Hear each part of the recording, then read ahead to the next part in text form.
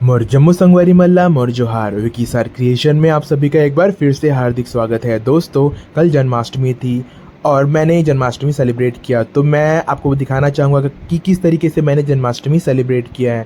तो यहाँ पर सबसे मैंने बैकग्राउंड बनाया है। बैकग्राउंड में मैंने एक ट्री बनाया है, उसके लिए मैंने ब्राउन कलर और ग्रीन कलर का यूज़ करके एक ट्री का शेप देने की कोशिश की है।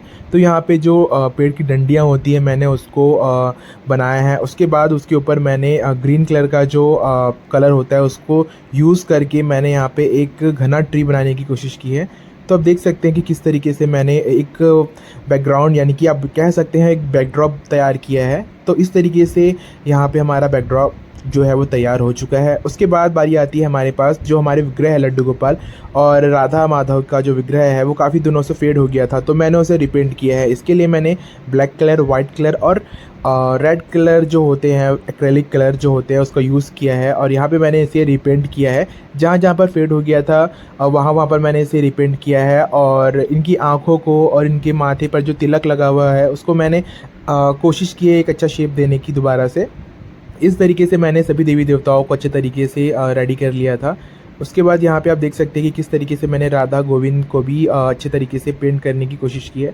दोस्तों, ये विग्रह मैंने जब हमारे देश में नोटबंदी थी उस टाइम पे मैंने ये विग्रह परचेज़ किया था और काफ़ी साल हो गए इसको मेरे साथ ये है। और काफ़ी अच्छा हो लगता है मुझे इनका इस विग्रह का सेवा करना। तो मैं हर साल इनकी इसी तरीके से जन्माष्टमी के अवसर पर, दिवाली के अवसर पर मैं इसे अच्छे तरीके से डेकोरेट करता हूँ और इनकी पूजा करता हूँ। तो यहाँ पे मैंने इनकी जो आँखें बना ली है। और ये सबसे पुराने लड्डू गोपाल हैं जो काफ़ी छोटे हैं, नन्हे से। जो मैं छोटा था तब मैंने इसे अपने घर में लाया था। और यहाँ पे मैं मेरे इसके अलावा दो और छोटे लड्डू गोपाल हैं, मतलब इनसे जो बड़े हैं साइज़ में।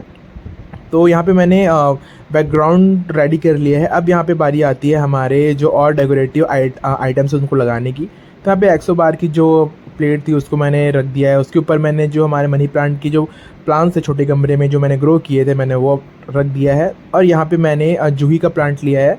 ये एक जैस्मिन वैरायटी का एक प्लांट है जो मैंने अपने पड़ोसी के यहाँ से लाया हुआ है। तो ये प्लांट काफ़ी खुशबूदार होता है और इसके एसेंस जो होता है आपके घर को पूरे महका देंगे। और ये शाम में खिलने वाले पौधे हैं जो काफ़ी ज़्यादा खूबसूरत और आकर्षक दिखते भी हैं और लगते भी हैं। और इसको यूजुअली हम लोग शाम के टाइम में खिलते हैं और सुबह के टाइम पे ये झड़ जाते हैं। और देखिए, आप देख ही रहे होंगे कि कितने सारे इसमें फ्लावर लगे हुए हैं और शाम होते ही इसमें कुछ फ्लावर ब्लूम करने वाले हैं। अब यहाँ पे हम ऐड करते हैं, यहाँ पे जो हमारे पंचदीप होते हैं हम उसको ऐड कर देते हैं। उसके बाद यहाँ पे पंचदीप रखने के बाद हम यहाँ पे जो भगवान को विराजमान कर देते हैं। अब बारी आती है हमारे श्री विग्रह को आप कह सकते हैं स्नान की। तो यहाँ पे मैंने पूरे जितने भी मेरे पास अवेलेबल थे आइटम्स जिससे हम भगवान का जो स्नान करा सकते हैं हमने वो कराया। तो उसके लिए सबसे पहले हमने गंगा जल पानी लेके इसमें तुलसी और फूल मिलाकर इसको श्री जी का और कान्हा जी का स्नान कराया। उसके बाद यहाँ पे हमने शंख में दूध और मिश्री मिलाया और उसको कृष्ण भगवान और राधा रानी जी को हमने इससे इनका स्नान कराया। तो काफ़ी अच्छा लगता है जब हम अपने भगवान जी का पूजा अर्चन करते हैं। अपनी डेली लाइफ से हम कुछ समय निकाल के इनके साथ टाइम स्पेंड करते हैं, तो कहीं ना कहीं हम थोड़े रिलीजियस भी हैं। और यहाँ पे मैंने उनको जो जनेऊ है वो भी धारण कराया है। अब यहाँ पे हमने जो शहद होते हैं और साथ ही साथ जो दही होती है हमने दही से स्नान कराया है। उसके बाद यहाँ पे मैंने घी का भी यूज़ किया था। अब यहाँ पे भगवान श्री कृष्ण और राधा रानी को हम उनकी जो पोशाकें हैं वो धारण कराएंगे। तो ये हैंडमेड पोशाकें हैं, इसे मैंने मार्केट से जो कपड़े होते हैं उसको रेडीमेड नहीं है, इसे मैंने खुद से बनाया हाथों से। तो यहाँ पर मैं पूरा प्रोसेस तो नहीं दिखा पाऊँगा क्योंकि मैंने एक हाथ से शूट किया था और दूसरे हाथ से मैं इनको रेडी कर रहा था, तो दोनों पॉसिबल नहीं था एक साथ, इसलिए मैंने दिखाया है। बट इसको प्रॉपर जो ड्रेसिंग है ये मैंने विदाउट शूटिंग किया है। तो इस तरीके से आप देख सकते हैं किस तरीके से मैंने कृष्ण भगवान जी को रेडी किया है। और यहाँ पे उनकी जो पटका होता है और जो जो धोती होती है और जो फ्रॉक होते हैं, चेस्ट पे जो टी शर्ट्स होते हैं मैंने वो पहनाया है कृष्ण जी को। और उसके बाद जो राधा रानी है उनकी जो ड्रेस होती है हमने वो इनको वियर करवाया। तो यहाँ पे इस तरीके से मैंने राधा रानी को भी बहुत प्यारे तरीके से रेडी किया है। तो यहाँ पे कुछ इनका लुक इस तरीके से आ रहा था। अब बारी आती है हमारी राधा रानी की जो बाकी ड्रेस है उसको ऐड करने की।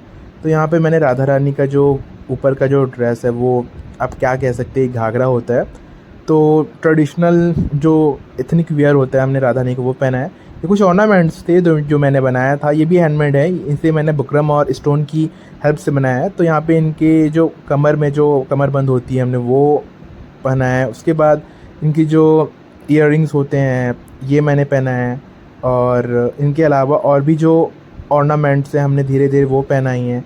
तो इस तरीके से आप देख सकते हैं किस तरीके से मैंने माँ राधा रानी को बहुत अच्छे तरीके से डेकोरेट उनकी जो श्रृंगार है उसको किया है। अब यहाँ पे उनकी जो ऑर्नामेंट्स हैं हमने वो वेयर करवाया है। तो ये काफ़ी ज़्यादा टाइम टेकिंग चीज़ें हैं, तो इसमें बहुत समय लगता है। ये वीडियो में काफ़ी शॉर्ट लग रहे होंगे बट बहुत लंबा प्रोसेस होता है, कम से कम 2 से ढाई घंटा लग ही जाता है इनको डेकोरेट करने में।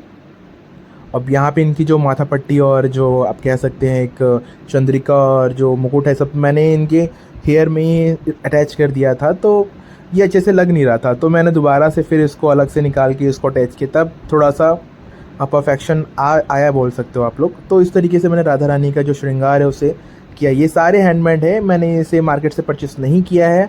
हाँ, इसके जो मटेरियल है उसे मैंने मार्केट से परचेस किया, बाकी मैंने इसे हैंड से बनाया है। और यहाँ पे मैं इनको बैंगल्स जो होते हैं इनकी वो पहनाया है। अब बारी आती है श्री कृष्ण की, तो हम इनको भी कमर पट्टी पहना देते हैं। उसके बाद जो उनके जो ऑर्नामेंट्स हैं गले के वो वियर करवाते हैं। उसके बाद कानों में जो कुंडल होते हैं वो पहनाते हैं। अब बारी आती है इनके हैंड में जो बैंगल्स होते हैं वो पहनाने की। अब बारी आती है इनके जो दूसरे हैंड में वो पहनाने की बैंगल्स। अब बारी आती है इनका जो गम पटका होता है वो, और साथ में नीचे में जो इनकी जो धोती होती है उनका जो डिज़ाइन होता है वो। अब बारी आती है भगवान श्री कृष्ण जी के सर पर केश लगाने की।